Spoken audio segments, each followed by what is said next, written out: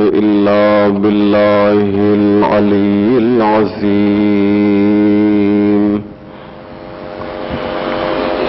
حسبنا الله ونعم الوكيل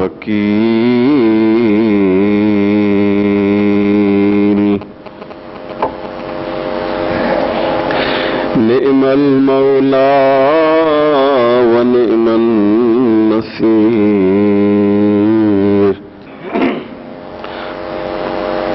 أعوذ بالله من الشيطان اللعين الرجيم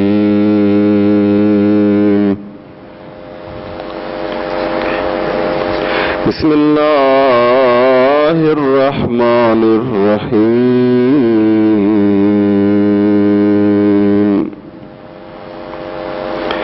الحمد لله رب العالمين والصلاة والسلام والتحية والإكرام على سيد الأنبياء والمرسلين مولانا أبي القاسم محمد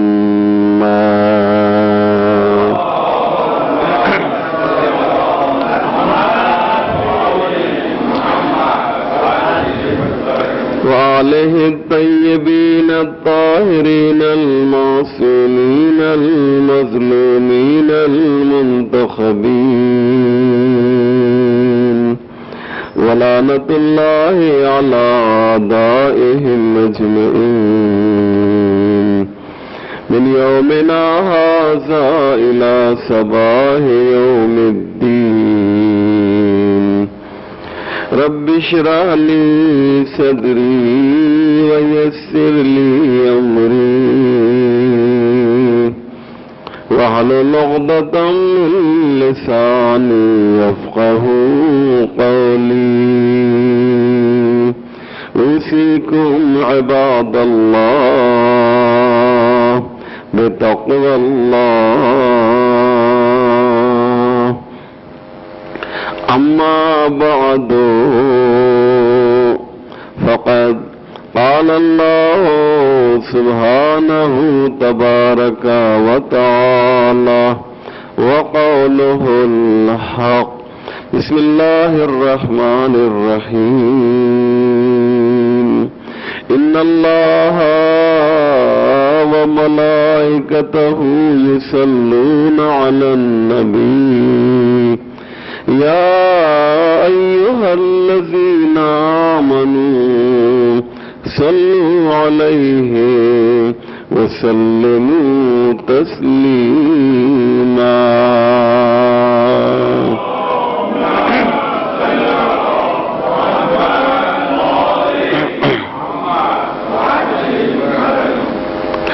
مومنین کرام، جیسا کہ آپ جانتے ہیں ہمارے خطبہ جمعہ کا موضوع صلوات ہے، درود و سلام اور صلوات کی عظمت کیا ہے۔ آج الحمدللہ پانچواں خطبہ آپ کی خدمت میں پیش کر رہا ہوں۔ صلوات کی عظمت کیوں ہے؟ ظاہر سی بات ہے کہ یہ جو صلوات ہم بھیجتے ہیں محمد اور آل محمد پر صلوات بھیجتے ہیں۔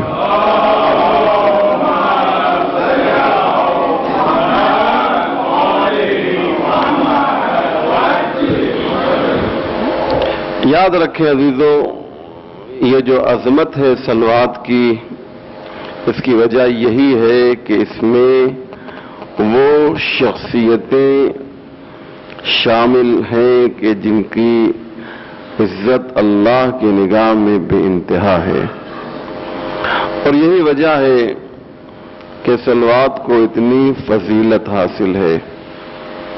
میں ایک بہت ہی خوبصورت داستان مختصر کر کے آپ کے سامنے پیش کرنا چاہتا ہوں تاکہ آپ کو یہ احساس ہو کہ عظمت اہل بیت کیا ہے۔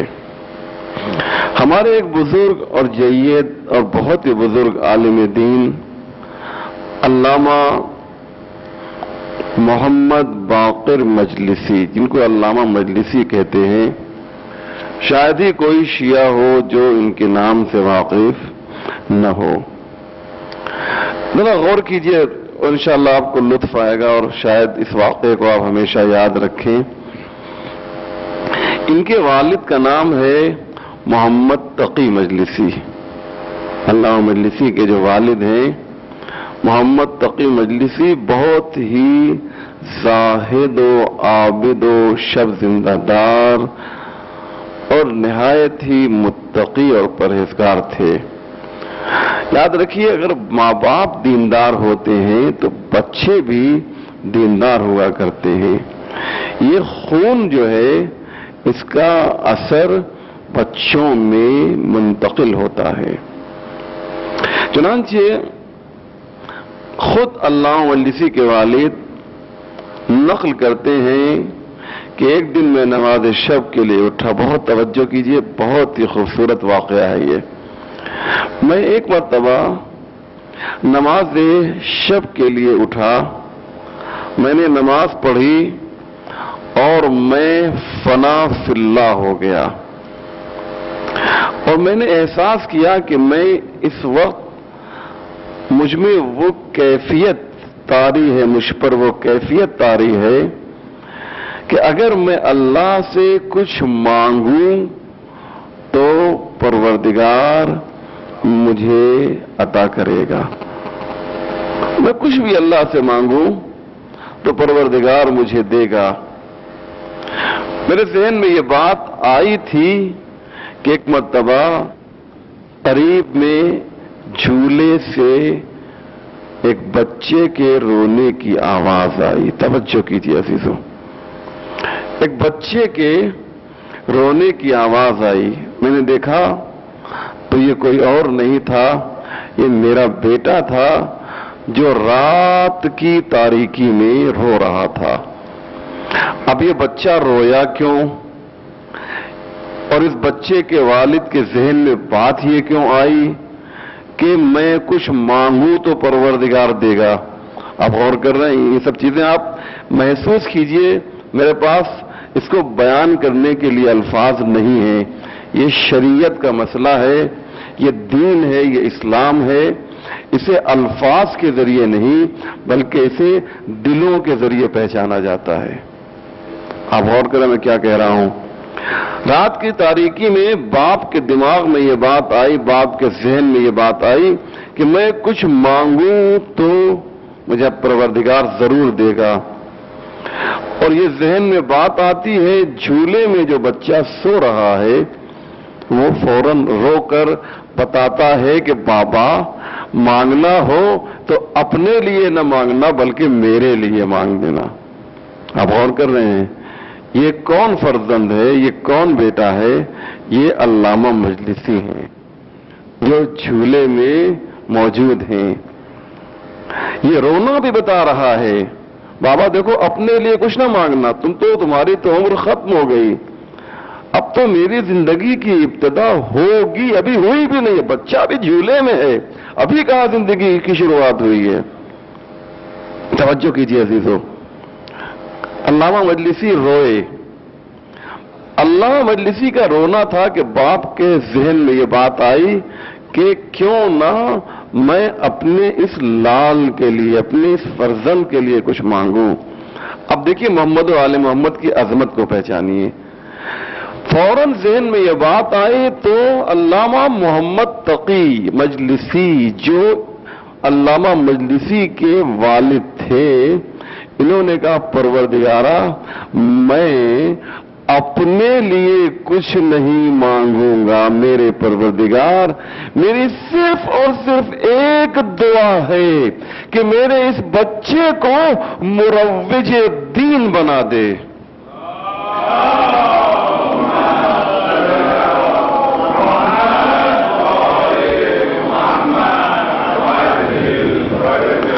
اور فوراً انہوں نے دعا کے ساتھ ساتھ محمد و آل محمد کو وسیلہ قرار دیا۔ تنہا دعا نہیں کی، شاید قبول بھی نہ ہوتی، لہذا کہا کہ پروردگار تجھے محمد و آل محمد کا واسطہ ہے، میرے اس بچے کو دین کی ترویج کرنے والا، میرے اس بچے کو دین کی تبلیغ کرنے والا بنا دے۔ اللہ اکبر، اللہ اکبر۔ میں نے اس واقعے کو پڑھا، اتنا میں واقعاً خود مجھے بڑا اچھا لگا اس واقعے کو پڑھ کے۔ عام طور سے میں اچھے واقعات کو بعد میں بیان کرتا ہوں، لیکن آج اسے پہلے اس لیے بیان کر رہا ہوں کہ ایک دل میں خلش تھی جو چاہتا تھا کہ اسے جلدی سے نکال کر آپ کے حوالے کر دیا جائے۔ چنانچہ عزیزان محترم، علامہ مجلسی کے والد کی دعا قبول ہوئی محمد و آل محمد کے وسیلے سے، اور علامہ مجلسی اتنے بڑے عالم ہوئے کہ جتنی کتابیں انہوں نے لکھی ہیں ہم اور آپ پڑھ بھی نہیں پائیں گے۔ بہار الانوار تقریباً 120 جلد ہے، 120 جلد، 120 کتاب پڑھنا مشکل ہے نہیں ہے، اور جو ان کی دیگر کتابیں ہیں وہ سب آپ جانتے ہیں، جیسے حیات القلوب وغیرہ۔ تو کہنے کا مقصد یہ ہے کہ جتنی کتابیں انہوں نے لکھی ہیں، اب آپ یہ سوچئے کہ وہ کتنا سوتے ہوں گے اور کتنا کام کرتے ہوں گے، اسی کا اندازہ لگا لیجئے۔ 2 گھنٹے کے قریب علامہ مجلسی صرف سوتے تھے اور 19 گھنٹے کام کرتے تھے، 1 گھنٹے میں ضروریات زندگی اور نماز وغیرہ۔ آپ غور کر رہے ہیں سیدھانے محترم؟ علامہ مجلسی، محدث عبدالعزیز دہلوی کو تو آپ سب جانتے ہیں، نہیں جانتے؟ اس نے کتاب لکھی ہے تحفہ اثنا عشری۔ یہ کتاب وہ ہے جو شیعوں کے خلاف لکھی گئی ہے، بڑی خطرناک، بہت ڈینجر کتاب ہے تحفہ اثنا عشری۔ اس سے جو ہے دشمنیاں سمجھ سکتے ہیں، لیکن محدث عبدالعزیز دہلوی لکھتے ہیں کہ اتنا کام مذہب تشیع پر علامہ مجلسی نے کیا ہے کہ دل یہ چاہتا ہے کہ شیعہ، دین شیعہ کی جگہ پر ہم اس کا نام دین مجلسی رکھ دیں۔ آپ غور کر رہے ہیں؟ دین مجلسی رکھ دیں، دین شیعہ کی، یہ میں نہیں کہہ رہا ہوں۔ تو اتنی بزرگ شخصیت محمد علیہ محمد کی عظمت کو آپ نے پہچانا دیدانہ محترم، کہ باپ نے دعا کی۔ یہ واقعہ نقل کیوں کیا میں نے؟ کیا ضرورت تھی؟ ضرورت یہ تھی کہ ہم بھی اگر چاہیں تو اسی طریقے سے اپنے بچوں کے لیے دعا کر سکتے ہیں۔ یہ اور بات ہے کہ دعا کے قبول ہونے کے لیے اور ویسا بننے کے لیے فقط دعا کافی نہیں ہے، بلکہ دوا کی بھی ضرورت ہے۔ یہ دوا کیا ہے آپ جانتے ہیں، حلال و حرام پر پوری توجہ دینا اور خیال کرنا۔ یہ ایک الگ موضوع ہے، اس پر مجھے جانا نہیں ہے۔ تو آپ نے اندازہ لگایا صلوات کی عظمت اس بنیاد پر ہے عزیزان محترم کہ اس میں سلامتی ہے، اس میں رحمت کے نزول کی گفتگو ہو رہی ہے۔ ہم نے پہلے بھی کہا تھا کہ جب مومن صلوات پڑھتا ہے تو اللہ سے کہتا ہے کہ ان پر رحمت نازل کر، رحم، پیس، سلامتی۔ شیخ جواد تبریزی رحمت اللہ علیہ نے ایک بڑی اچھی بات کہی کہ صلوات بھیجنے کا ثواب تو بہت ہے، توجہ کریں گے عزیزو، صلوات بھیجنے کا ثواب تو بہت ہے، لیکن اس کے مفہوم کو اپنی پریکٹیکل اور عملی زندگی میں تمہیں اختیار کرنا پڑے گا۔ کتنی اچھی بات ہے، آپ نے غور کیا؟ یعنی کیا مقصد؟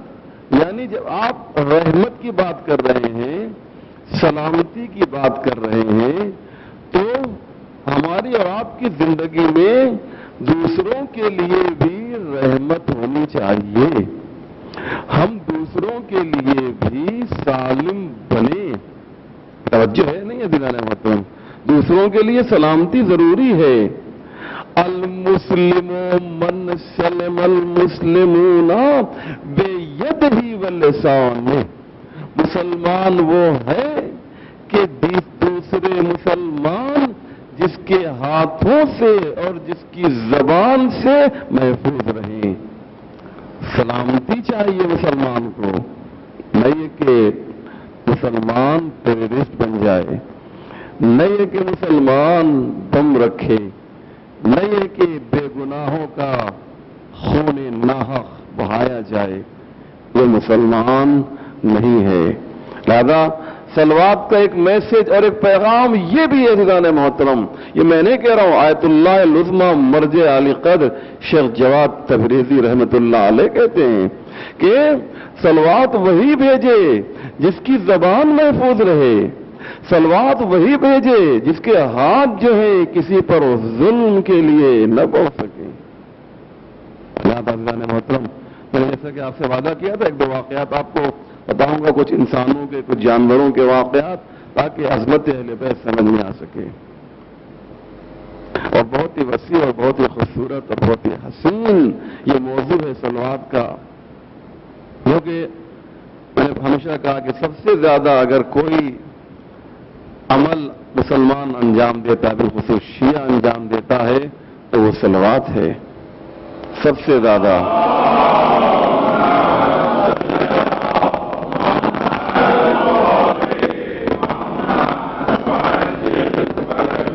لہذا ہمیں اس کی عظمت کو سمجھنا ہوگا، ہمیں صلوات کی فضیلت کو سمجھنا ہوگا کہ صلوات کی عظمت کیا ہے۔ آئیے آپ کے سامنے ایک واقعہ نقل کر دیں۔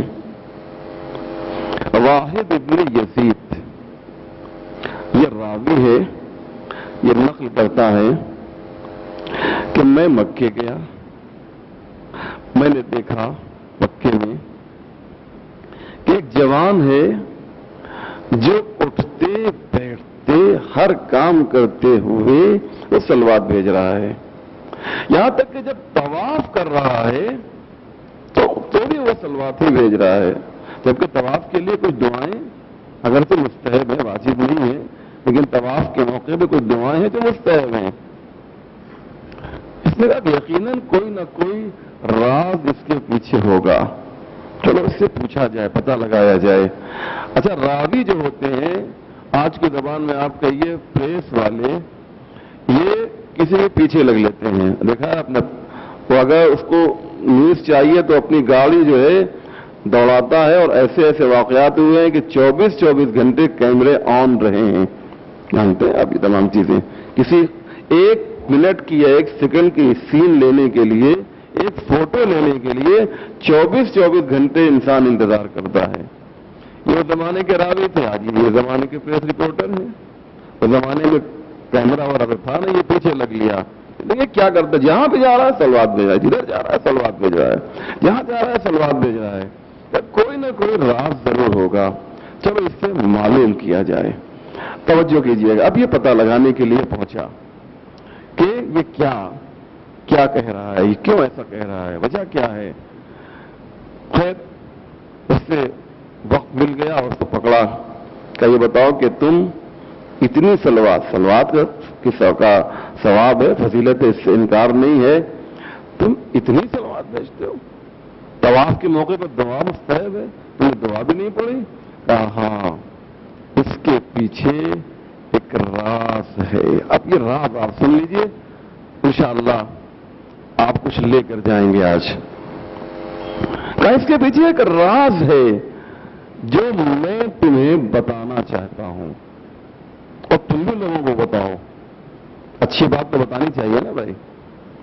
کہا میں سو رہا تھا اپنے گھر میں، میرے باپ بیمار تھے، بستر پر تھے، میں نے خواب کے عالم میں دیکھا کہ میرا باپ دنیا سے رخصت ہو گیا ہے اور اس کا چہرہ سیاہ ہو گیا ہے۔ بہت ہی وحشتناک، بھیانک اور ڈراؤنا یہ خواب تھا۔ میں بیدار ہوا۔ اچھا، بہت سے لوگ خواب دیکھتے ہیں اس طرح کا، کوئی گھر گر رہا ہے یا فلاں دروازہ گر گیا ہے تو جا کر فوراً دیکھتے بھی ہیں کہ کہیں گرا تو نہیں ہے واقعی، تو جس خواب میں دیکھتے ہیں کہیں ایسا نہیں کہ واقعاً ایسا کچھ ہو گیا ہے. اس کے دماغ میں یہ بات آئی کہ چلے دیکھیں میرے باپ کو، میرا باپ واقعاً زندہ ہے یا مر گیا ہے. اور دوسری بات یہ کہ واقعاً اس کا چہرہ سیاہ ہو گیا ہے.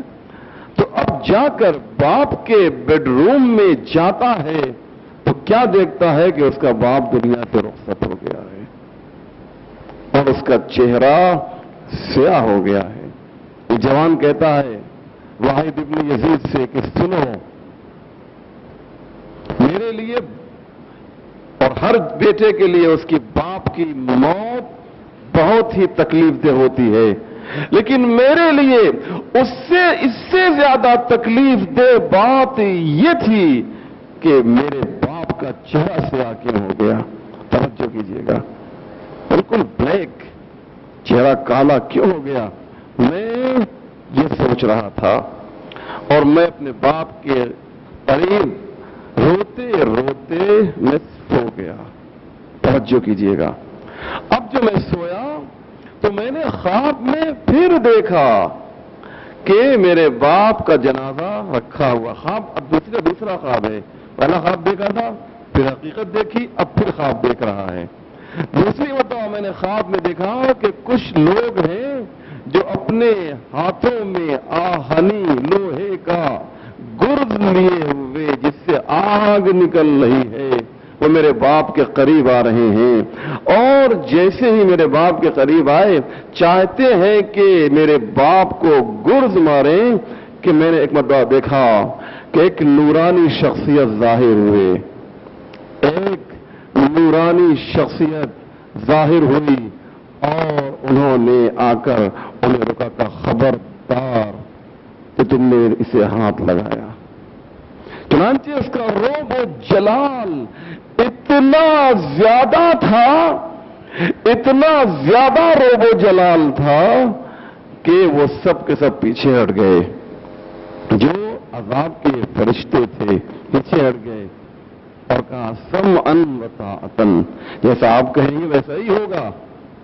وہ چلے گئے اور میں نے دیکھا کہ وہ شخصیت جو آئی تھی، وہ بزرگ جو آئے تھے، انہوں نے اپنے ہاتھ کو میرے باپ کے چہرے کے اوپر مس کیا تو میرے باپ کا چہرہ نورانی ہو گیا.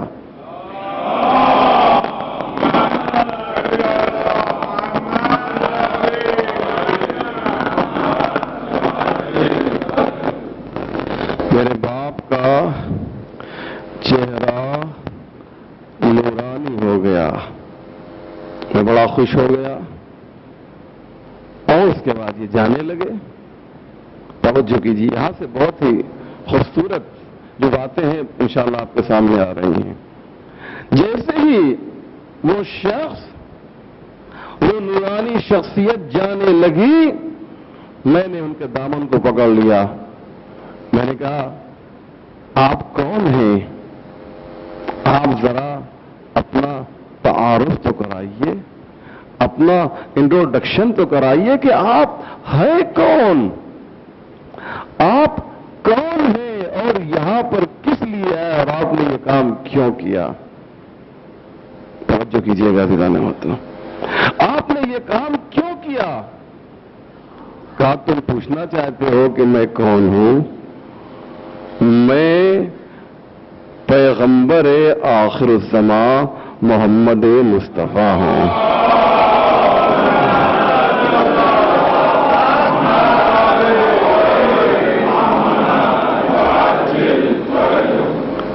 کہا کہ اچھا تو یہ آپ بتائیے کہ یہ ایسا ہوا کیوں، آپ نے یہ کیوں کیا، اور یہ فرشتے جو تھے عذاب کے یہ کیوں آئے تھے اور آپ کیوں آئے اور آپ نے میرے باپ کے ساتھ یہ کیوں کیا؟ ہاں میں تم کو بتاتا ہوں. پہلے تو یہ سنو کہ اس کا چہرہ سیاہ کیوں ہوا. بہت بڑی بات ہے جو اس کے ذیل میں آپ کے سامنے پیش کرنے جا رہا ہوں. اس کا چہرہ سیاہ کیوں ہوا؟ سنیں گے عزیزو. کہا پیغمبر نے فرمایا کیونکہ یہ ہٹ دھرم انسان تھا، ضدی انسان عقلو تھا. کا کیا مطلب؟ کہا جو اس کے دماغ میں بات بیٹھ جاتی تھی وہی اسی پر عمل کرتا تھا اور علماء اور واعظ کی بات نہیں مانتا تھا. مثلا یہ بات ہم کو نہیں، ہم کو یہ بات ہمارے دماغ میں نہیں آتی ہے. بہت سے لوگ ہوتے ہیں نا، آپ دیکھیے کہ بڑے بڑے علماء کی تقریروں کے مقابلے میں وہ اپنا ایک نظریہ پیش کرتے ہیں. انہوں نے ایسا کہا ہے لیکن، یہ لیکن جو ہے یہیں سے جو ہے وہ ٹرن لیتے ہیں کہ لیکن میں اسے نہیں مانتا ہوں، میں اسے قبول نہیں کرتا. کہا یہ واعظ اور علماء کی بات کو قبول نہیں کرتا تھا. اور یہ پیغمبر نے فرمایا یہ بہت بڑا جرم ہے کہ شریعت کی بات کے مقابلے میں انسان اپنی بات کو آگے بڑھا دے. اچھا اب یہ بتائیے، اور کہا دیکھو اب میں ان کے پاس جو آیا، میں نے جو ان کے ساتھ نیکی کی، پیغمبر فرماتے ہیں وہ اس لیے نیکی کی، توجہ کیجیے گا، اس لیے میں نے یہ نیکی کی ہے کہ اس کی عادت یہ تھی کہ یہ اکثر و بیشتر مجھ پر اور میری آل پر صلوات بھیجتا تھا.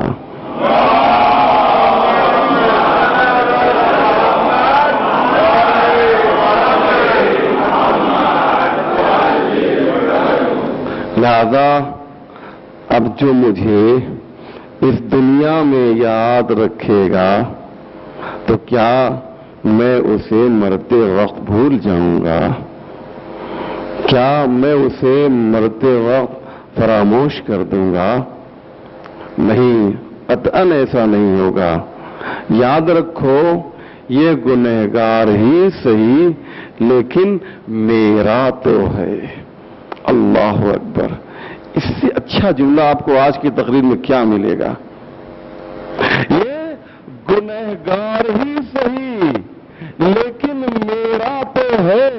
یہ وہی انداز ہے جو اللہ کا انداز ہے. اللہ کہتا ہے قل یا عبادی الذین اسرفوا علی انفسہم لا تقنطوا من رحمت اللہ ان اللہ یغفر الذنوب جميعا انہ هو الغفور الرحیم. خدا کہتا ہے یا عبادی، اے نبی میرے گنہگار بندوں سے کہہ دو.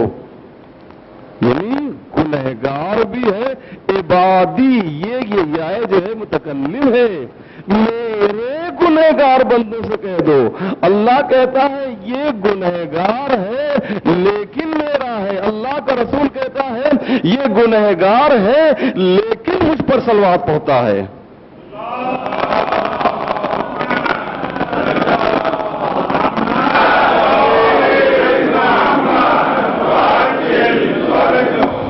پتہ نہیں میں اپنی بات آپ تک پہنچا سکا یا نہیں پہنچا سکا، لیکن صلوات کی عظمت تو بہرحال آپ کے سمجھ میں آ گئی عزیزان محترم. آئیے ایک نسخہ آپ کو اور پیش کرنا چاہتا ہوں. ایک بزرگ عالم گزرے ہیں، ایرانی حضرات ان کے نام سے بخوبی واقف ہیں جو یہاں موجود ہیں. وہ ہیں آیت اللہ شیخ بہائی. شیخ بہائی بہت بڑے عامل، علم جفر کے ماہر، اور ان کے بہت سے کمالات ہیں. بہت بڑے انجینئر، کوئی عالم بھی ہو، انجینئر بھی ہو اور بڑا انجینئر ہو. یہ جو آپ دیکھ رہے ہیں مولا علی کا جو روضہ ہے، اس کے جو انجینئر کون ہیں؟ شیخ بہائی ہیں. مشہد مقدس کے روضے کے انجینئر شیخ بہائی ہیں. اس کی خاصیت یہ مشہد مقدس کی کہ آپ قریب جائیے 2 میناریں آپ کو دور دور ملیں گی، لیکن اگر آپ دور نکل جائیے تو ایسے انہوں نے اس کو ترتیب دیا ہے کہ یہ جو گنبد ہے 2 میناروں کے درمیان رہے گا. دور اگر آپ چلے جائیے تو جو پوری دنیا میں جو ہے اس کی مثال نہیں ملتی. اس طریقے سے انہوں نے دونوں میناروں کو سیٹ کیا ہے. اتنے بڑے عامل تھے کہ عامل ہے کہ آج نجف میں انہوں نے جب وہ عمارت تعمیر کی، جب وہ روضہ تعمیر کیا تو انہوں نے کچھ دعائیں پڑھی ہیں. شیخ بہائی کے عظمت بتا رہا ہوں بہت خلاصہ کر کے، بات آگے تو سن لیجئے کہ نجف میں امام علی کے حرم میں اگر کسی خطرناک سے خطرناک سانپ کو لا کر چھوڑ دیجئے تو وہ آپ کو ڈسے گا نہیں، وہ کاٹے گا نہیں، کیونکہ انہوں نے حصار کر دیا ہے کہ کوئی بھی زہریلی شے وہاں پر نقصان، یہ لوگ نجف گئے ان کو معلوم ہے. اتنے بڑے عامل کہ انہوں نے ایک عجیب و غریب جو ہے کام کرنا چاہا، لیکن جب مولا علی کی ڈانٹ پڑی تو پیچھے ہٹ گئے. بات آ گئی تو سن لیجئے. انہوں نے یہ چونکہ پاک و پاکیزہ جگہ ہے لہذا انہوں نے ایک حصار یوں کرنا چاہا تھا کہ کوئی غیر حلالی امام کے روضے میں نہ آ سکے. انہوں نے عمل کرنا شروع کیا تو 3 دن کا عمل تھا، ابھی ایک ہی دن مکمل ہوا تھا. سوئے تو دیکھا مولا علی خواب میں تشریف لائے ہیں اور ڈانٹا مولا علی نے، شیخ بہائی تمہارا دماغ خراب ہو گیا ہے، اللہ تو ستار العیوب ہے، لوگوں کے عیب کو چھپاتا ہے، اور تم چاہتے ہو کہ میرے حرم میں میرے روضے میں لوگوں کا عیب ظاہر ہو جائے. آپ غور کر رہے ہیں. یہ ہے شیخ بہائی. یہ شیخ بہائی بہت بڑی شخصیت کا نام ہے. آئیے ان کی بتایا ہوا ایک نسخہ میں آپ کے سامنے پیش کر رہا ہوں. شیخ بہائی کہتے ہیں کہ اگر کوئی دعا مستجاب ہونا چاہتے ہو کہ دعا مستجاب ہو تو نماز کے بعد کوئی نماز آپ لے لیجئے، نماز صبح ہے مثلا، کہ جب تک وہ دعا مستجاب نہ پڑھتے رہیے 786 مرتبہ لکھ لیجئے گا. 786 مرتبہ نماز کے بعد بسم اللہ الرحمن الرحیم پڑھو اور اس کے بعد 132 مرتبہ صلوات پڑھو.